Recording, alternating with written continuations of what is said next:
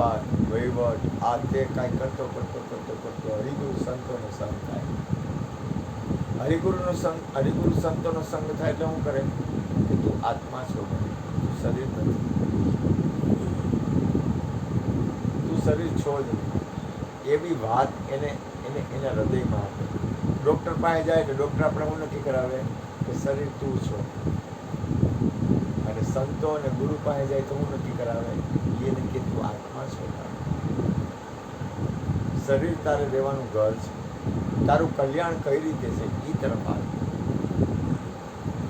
સંતો મહાપુરુષોનો ધંધો કરવાનું, સંતો મહાપુરુષો સદગુરુ સંતો મહાપુરુષો ખરેખર કોઈને બાંધે નહીં. એનો અર્થ શું છે કે એને જે રીતે હલવું પડે ને એમ તું તારું આત્મકલ્યાણ કર. હું કહું એમ નહીં. તને તારું કલ્યાણ શેમાં દેખાય છે, તારું કલ્યાણ કઈ રીતે છે, તને તારું મંગલ કઈ રીતે દેખાય છે, તારું જીવન સફળ કઈ રીતે થાય એ રીતે તું હાલ. હું કહું કે આમ હાલ એ તો મહાપુરુષો સદગુરુ તો એવું ન કરે, બાંધે નહીં. સદગુરુ મુક્ત કરે. સદગુરુ હર હંમેશ માટે તમારું એનો અંતરનો ભાવ એવો હોય કે તમારું કલ્યાણ થાય. એના માટે એ શું કરે તો કે ભજન કરે, સત્સંગ કરે, ગુરુનો ઉપદેશ એની પાસે હોય એવું, જેવું હોય એવું. મારી પાસે જેવું છે એવું હું દઉં. હું પડદો રાખીને કોઈ દી કાંઈ વાત ન કરું. ગુરુ મહારાજની કૃપાથી સદગુરુની કૃષ્ણના દરબારમાં છું. જ્યોતિમાં અને હરજીવન બાપાના દરબારમાં હું બેઠો છું. હું પડદો રાખીને તમારી હારે ઉપદેશ ન કરું, પડદો રાખીને હું તમારી હારે સત્સંગ ન કરું, કારણ કે એ ખોટું પડે. પડદો રાખીને સત્સંગ અમે સત્સંગ આપી, અમે તમને ભજન આપી ગુરુ કૃપાથી.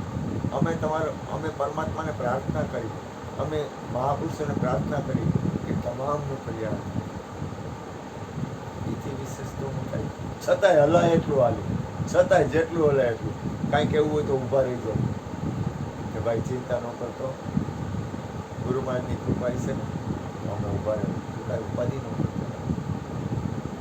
હરિગુરુ સંતો હંમેશા તમને તોડે નહીં, જોડે. અને કદાચ તમારા જીવનમાં કોઈ એવો પ્રસંગ બને ને, એ પ્રસંગ છે ને એ સંસારમાં બને છે ને એ બનશે. સંસારમાં જે બને છે ને એમાં આપણું કાંઈ ન હાલે. તમારું કલ્યાણ, તમારું ધ્યાન તમારા આત્મકલ્યાણમાં હોય ને એ રાખ.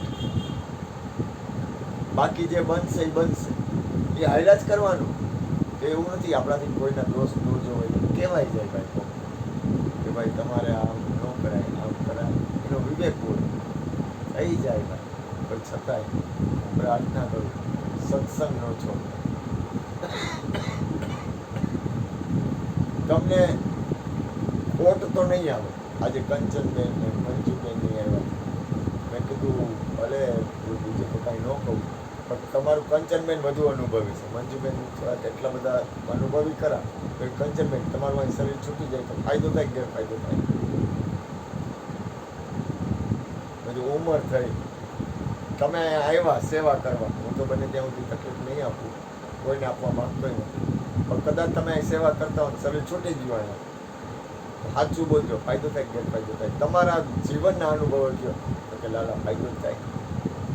તો શરીર તો છૂટવાનું જ છે ગમે એમ. એમાં નવીન શું છે? આ જીવન તો પસાર ગમે આ થાય જ.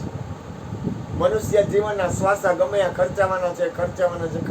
તમારે જ્યાં ખર્ચો અહીંયા ખર્ચો. તો સદગુરુના દરબાર મેં તો અહીંયા અનંત સત્પુરુષોની હાજરી છે. અહીંયા કેટલા વિશ્વના શહેનશાહો. આ ભૂમિ છે ને પવિત્ર ભૂમિ છે, આ દિવ્ય ભૂમિ છે. અને અહીંયા જો કદાચ તમારું શરીર શાંત થઈ જાય તો એમાં ખોટ નહીં જાય. જગતના કોઈક વાતાવરણમાં શરીર શાંત થઈ જાય તો કદાચ ખોટ જાય કે ન જાય, હું એવું નથી કહેતો. અહીંયા શરીર શાંત થઈ જાય તો એ રાઈટ કહેવાય, એ કલ્યાણકારી કહેવાય. પણ તમને વિશ્વાસ આવે, તમને એમ થાય કે હા બાપુ હું તમને કાંઈ હેરાન નહીં કરું, હું મારા હાટું હવે તમને હેરાન નહીં કરું બને ત્યાં. કારણ કે હવે મનમાં અંદર એમ થાય કે હવે અમે ઉંમરવાળા છીએ, આમ છીએ, એમ છીએ. કાંઈ નહીં, થઈ જાય મારો નામ. હું ગમે ને કહી દઈશ કામ કરવા, થઈ જાય, કરશે મારો નામ. અને આ એક વસ્તુ યાદ રાખો, મારું શરીર છૂટી જાય એટલે કાંઈ આ બંધ થાય એવું નથી. આ તો કરે છે સદગુરુ. પરમાત્માનું નામ તો એ લે છે, ભજન તો એ કરે છે, સત્સંગ તો એ કરે છે, અને દરેક જીવનું કલ્યાણ પણ એની કૃપાથી થાય છે. અને મારો બાપ એક દિન એસા આએગા સદગુરુ લજ્જા રાખે કે નહીં. દાવો ન હોય મહાપુરુષો સંતોને જે જીવડું છે જીવડું છે લઈ લે તો છોકરા કાગળમાં